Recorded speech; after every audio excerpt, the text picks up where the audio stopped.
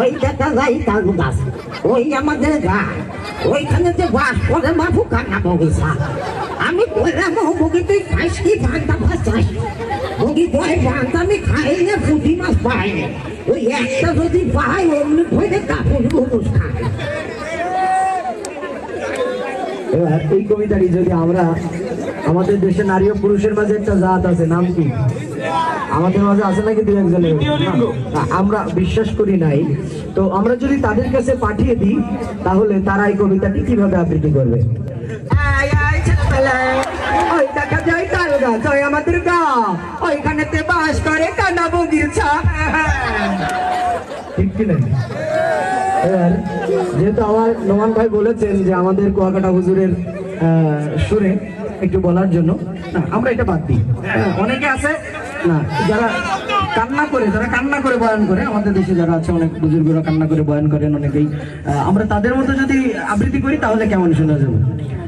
বাবারে ওই দেখা যায় তাল গাছ, ওই আমাদের গাছ, ওইখানেতে বাস করে কানা বগিরছা।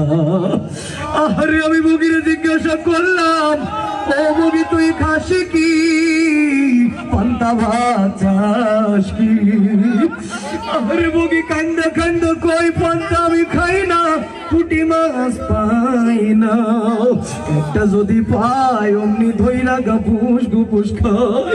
ঠিক কিনা বলেন ভাইরা? আমাদের দেশ আউলিয়াদের দেশ, বিভিন্ন আউলিয়াদের দরবারে বিভিন্ন ধরনের জিকির হয়। আমাদের দেশে এক ধরনের ভণ্ডরা আছে, তাদের দরবারে এক ধরনের জিকির হয়। আমরা যদি তাদের কাছে পাঠাই এই কবিতাটি, তারা কিভাবে বলতো? ওই দেখা যায় তাল গাওয়া, ওই আমাদের গাওয়া, ওই কানেতে বাস করে কানা বগির সাওয়া। ওই দেখা যায় তাল গাওয়া, ওই আমাদের গাওয়া, ওই কানেতে বাস করে কানা বগির সাওয়া। ইসলামের ভিতরে যে শান্তিপূর্ণ বিনোদন আছে, এটা বিশ্বাস করেন আপনারা?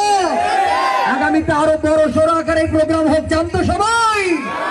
ইনশাআল্লাহ। আমাদের কলিজার টুকরা হৃদয়ের স্পন্দন, ভালোবাসার মানুষ, বিশেষ করে আমার ভালোবাসার মানুষ মাওলানা মুফতি হাবিবুর রহমান মেজবা সাহেব, তিনি অনুরোধ করেছেন, এজন্য সর্বশেষ একটু ফিনিশিং বিনোদন হলো।